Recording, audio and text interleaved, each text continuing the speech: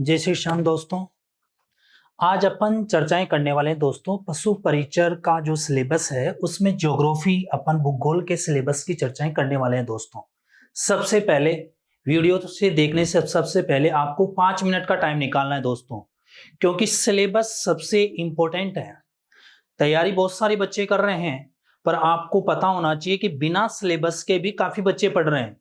तो आपको सबसे पहले सिलेबस देखना है दोस्तों, और इस सिलेबस में आपको पढ़ना क्या क्या है अपन चर्चाएं करने वाले हैं इसकी। ठीक है दोस्तों, तो सबसे पहले अपन बात करें कि केवल आपको पता है कि पशु परिचर के अंदर टोटल जो सब्जेक्ट आपके 6 सब्जेक्ट हैं, उसमें से एक अपना कौन सा भूगोल, जिसमें राजस्थान की ज्योग्राफी है दोस्तों। राजस्थान की ज्योग्राफी की बात करें तो टॉपिक नंबर 1 की अपन बात करें यहां पर, तो टॉपिक नंबर 1 पे आप देखेंगे तो आपको नंबर 1 पे अपन देखें तो टॉपिक नंबर 1 ये हो गया, मतलब राजस्थान की स्थिति और राजस्थान का विस्तार। तो स्थिति में अपन क्या पढ़ने वाले हैं, स्थिति के अंदर अपन पढ़ेंगे कि राजस्थान की स्थिति जो है वो विश्व के सापेक्ष राजस्थान की स्थिति क्या है ना, भारत के सापेक्ष स्थिति क्या है, और इसका जो है अक्षांशीय विस्तार व देशांतरीय विस्तार क्या है। अक्षांश व देशांतरीय विस्तार क्या है, अक्षांश व देशांतरीय विस्तार क्या है, यह आपको पढ़ना है इसके अंदर। इसके अलावा बात करें कि आपको राजस्थान के विस्तार के अंदर राजस्थान का क्षेत्रफल कितना है, राजस्थान का एरिया कितना है, राजस्थान का आपको इसके लिए इस टॉपिक की बात करूं दोस्तों, तो जब तक ये टॉपिक कवर नहीं होगा, जब तक आप कम से कम 5-7 बार मैप नहीं बनाएंगे राजस्थान का। ठीक है दोस्तों, तो आप इसमें राजस्थान के लोकेशन वगैरह देखेंगे, राजस्थान का मैप सीखेंगे, अक्षांश देशांतर क्षेत्रफल है ना, इसके अंदर आप कवर करेंगे। इसके अलावा बात करें कि राजस्थान में कौन कौन से नए डिस्ट्रिक्ट वगैरह कब कब बने, तो राजस्थान के आपको जिले, कौन कौन से नए जिलों के क्रम आपको याद रखना है। इसके अंदर ही आपको देखना है संभाग, इसके अंदर क्या देखना है, संभाग देखना है। इसके अंदर आप राजस्थान की अंतरराष्ट्रीय व अंतरराज्यीय सीमा देखनी है, अंतरराज्यीय सीमा देखनी है, इंटर स्टेट आपको जो है यहाँ पर बाउंड्री वगैरह देखनी है दोस्तों। तो ये बात करेंगे, आपका टॉपिक नंबर 1 हुआ राजस्थान की स्थिति व विस्तार। ठीक है दोस्तों, सेकंड नंबर 2 पे चलते हैं, और नंबर 2 पे है आपका भौतिक विशेषताएं व भौतिक विभाजन, फिजिकल डिवीजन। कुल मिला के बात यह है, तो इसमें आप चर्चाएं करेंगे कि फिजिकल डिवीजन की बात करें, भौतिक विभाजन की, फिजिकल डिवीजन और भौतिक विभाजन में आप चर्चाएं करने वाले हैं कि राजस्थान का प्रथम भौतिक विभाजन किसने दिया। इसके अलावा जो भी वर्गीकरण अपन ने दिया, जो भी इसमें वर्गीकरण पढ़ेंगे, प्रथम किसने दिया, सेकंड किसने दिया, सबसे प्रमुख जो है हरिमोहन सक्सेना का है, और इसमें राजस्थान को कितने 4 भागों में डिवाइडेशन किया, 4 भागों में डिवाइडेशन किया। तो भौतिक विभाजन को आप इसमें कवर करने वाले हैं। उसके बाद में नेक्स्ट अपन टॉपिक में चले, तो ये टॉपिक नंबर आपका 2 हो गया। तीसरा टॉपिक है मृदा, सॉइल। तो सॉइल के अंदर आप क्या पढ़ेंगे, तो सॉइल के अंदर पढ़ेंगे कि राजस्थान में सामान्यतः मृदा का जो विभाजन दिया गया, सामान्यतः मृदा का जो विभाजन है कितने 8 भागों में डिवाइडेशन किया गया। एक वर्गीकरण तो आप ये पढ़ने वाले हैं। सेकंड वर्गीकरण पढ़ेंगे, इसमें सेकंड वर्गीकरण पढ़ेंगे कृषि विभाग के अनुसार, कृषि विभाग के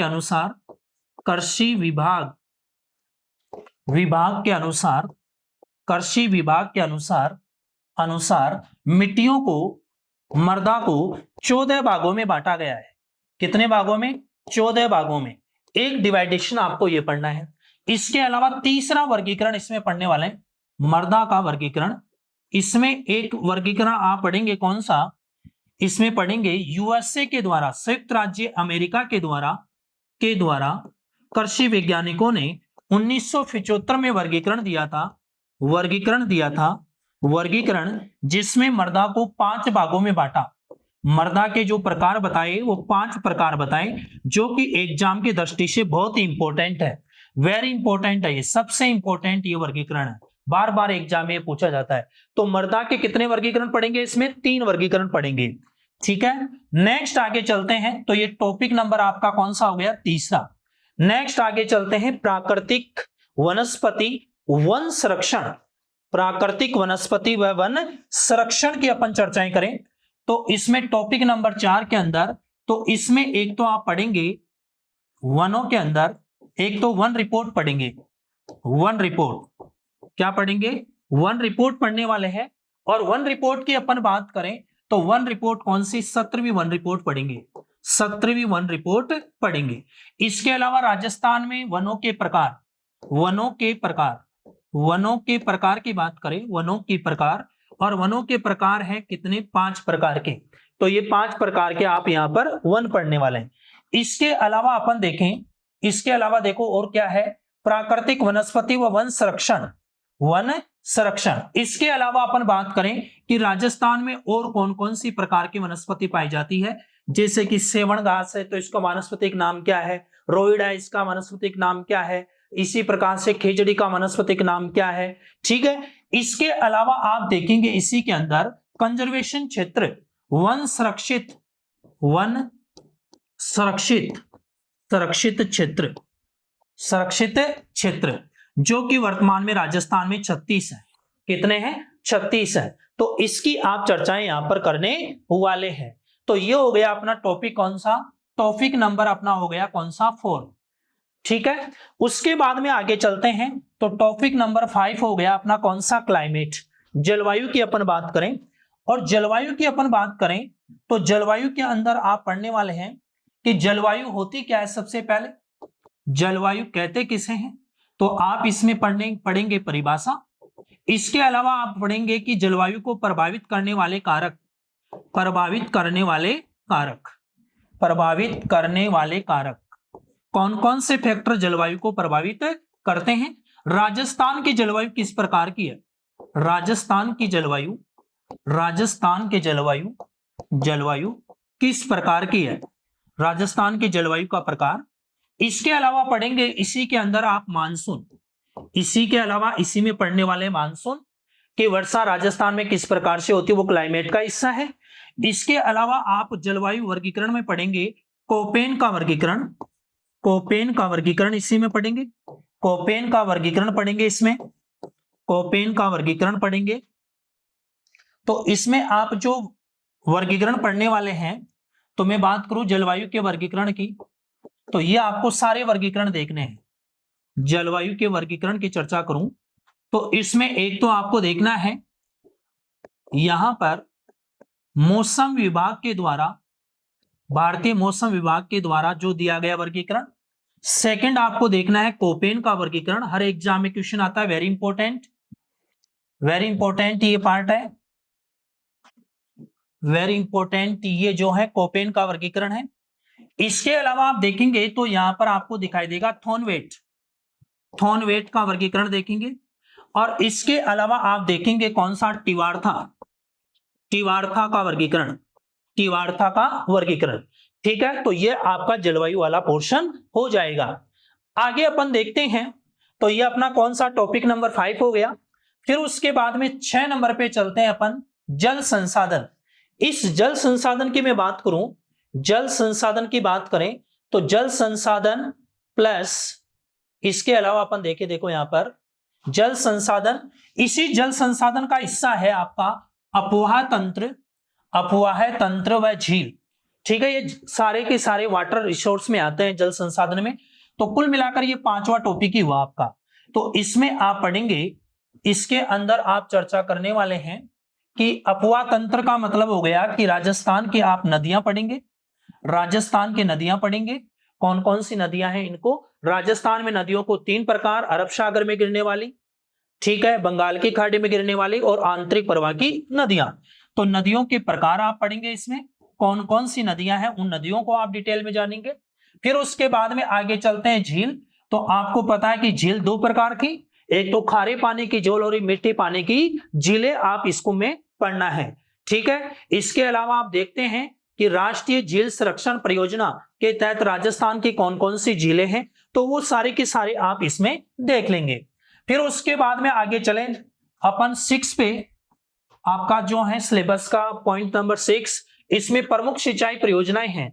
तो आपको पता है कि जो जो नदियां हैं उन नदियों पे जो जो डैम है, जो जो डैम है, तो आपको पता है कि जो भी कोई डैम होता है, बांध होता है, उससे सिंचाई, पेयजल वगैरह या मत्स्य पालन या पर्यटन वगैरह के लिए होता है। तो वो सब का क्या होती है, परियोजनाएं होती है। उसमें से आप प्रमुख सिंचाई परियोजनाएं देखेंगे तो सिंचाई परियोजना के अंदर देखेंगे तो जैसे इंदिरा गांधी नहर परियोजना, इंदिरा गांधी नहर परियोजना। इसके अलावा जैसे कि नर्मदा नहर परियोजना, नर्मदा नहर परियोजना, नर्मदा नहर परियोजना। इसके अलावा जैसे जवाई जवाई बांध परियोजना या जवाई परियोजना। तो इस प्रकार से आप इसमें जितने भी अपने डैम है और सिंचाई परियोजना है, इनको आपको कंप्लीट देखना है। 6 नंबर पे चलते हैं। तो 6 नंबर में सारा का सारा एक ही है। कुल मिलाकर ये हो गया कि अपन बात करें कि आपका ये जो 6 नंबर पे है, 6 नंबर पे आपका ये जो टॉपिक है, और 7 नंबर का हो गया ना, 7 नंबर का ये टॉपिक हो गया। तो 7 नंबर की अपन बात करें तो इसके अंदर आप पढ़ने वाले जनगणना। कुल मिलाकर ये है कि इसमें कंप्लीट जनगणना हो गई।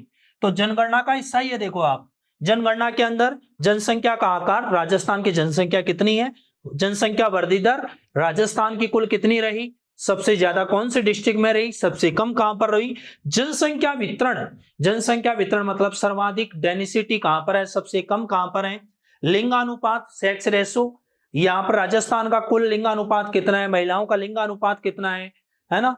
तो यहाँ पर जो अपन सर्वाधिक लिंगानुपात कहां पर है, सबसे कम लिंगानुपात कहां पर है, साक्षरता। तो इस तरीके से आप कुल मिलाकर हो गई ये जनगणना। जनगणना वाला टॉपिक आपको इसमें क्लियर करना है। 7 नंबर टॉपिक। आगे चलते हैं अपन 8। और 8 में देखो, ये 8वां परिवहन और सड़क मार्ग हो गया। तो आपको पता परिवहन के अंदर राजस्थान में जल मार्ग का तो कोई लेना देना नहीं है। तो यहां पर आप रेल परिवहन पढ़ेंगे, वायु परिवहन पढ़ेंगे, रेल परिवहन। इसकी अपन बात करें 8 नंबर में, तो आप पढ़ेंगे रेल परिवहन, रेल परिवहन। आप इसमें पढ़ेंगे वायु परिवहन, वायु परिवहन।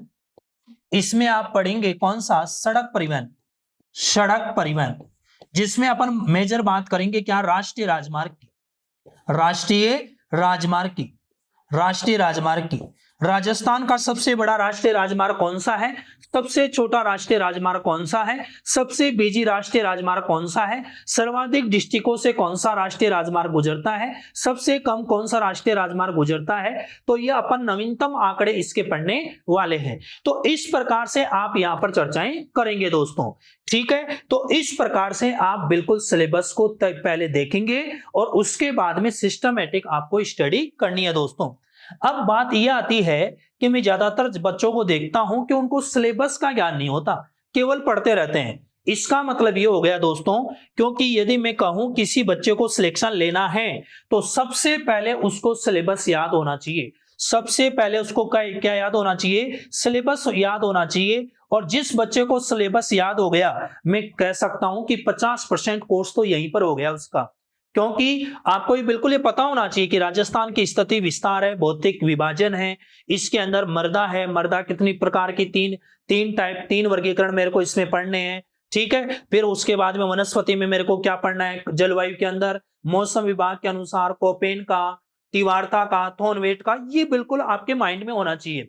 नहीं तो वही बात है कि अपन क्या कर रहे हैं, सिलेबस जब अपन को याद नहीं है तो सिलेबस याद नहीं है, इसका मतलब ये हो जाता है कि बिना टिकट के आप किसी ट्रेन में यात्रा कर रहे हैं, टिकट है ही नहीं, ट्रेन में आप यात्रा कर रहे हैं, मतलब सिलेबस याद है नहीं और आप इसी प्रकार से पढ़ रहे हैं। और यदि बिना आपको पता है टिकट के यदि आप किसी ट्रेन में यात्रा करेंगे दोस्तों, तो क्या है, टीटी आपको बिल्कुल आपको क्या कर लेगा, बिना टिकट के यदि यात्रा करोगे तो टीटी आपको पक्का पकड़ेगा। इसी प्रकार से यदि सिलेबस याद नहीं है तो आपको पता है अपना रिजल्ट क्या रहने वाला है। तो सबसे पहले आप सिलेबस को देखेंगे, फिर सिस्टमैटिक हर टॉपिक को पढ़ेंगे।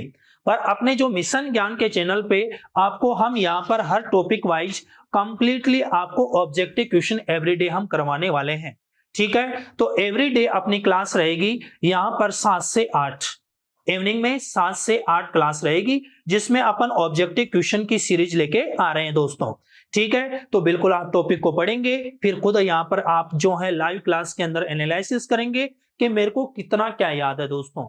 तो बिल्कुल आप, क्योंकि अपनी एग्जाम दिसंबर में है, तो अपने पास में मोटा मोटा 1 महीना बचा है दोस्तों। 1 महीने के अंदर आपको पता है दिन के अंदर 24 घंटे होते हैं, 12 घंटे नाइट के निकाल दो, बचे 12, मतलब 1 महीने में 30 दिन होते हैं, तो आपके एग्जाम के लिए मात्र 15 दिन बचे हैं मोटे मोटे। ये समझो आप वर्किंग डे की बात करूं तो मैं 15 दिन बचे हैं। सर आपके कितने सब्जेक्ट हैं? 6 सब्जेक्ट हैं, तो आप देख सकते हो, मतलब आपको बिल्कुल अपनी तैयारी बिल्कुल जोरों शोरों से लग जाना है। ठीक है दोस्तों, तो इस प्रकार से अपन ने डिस्कशन किया। ठीक है, मिलते हैं अपन 7 से 8 इवनिंग के अंदर। ठीक है दोस्तों, कल। ओके।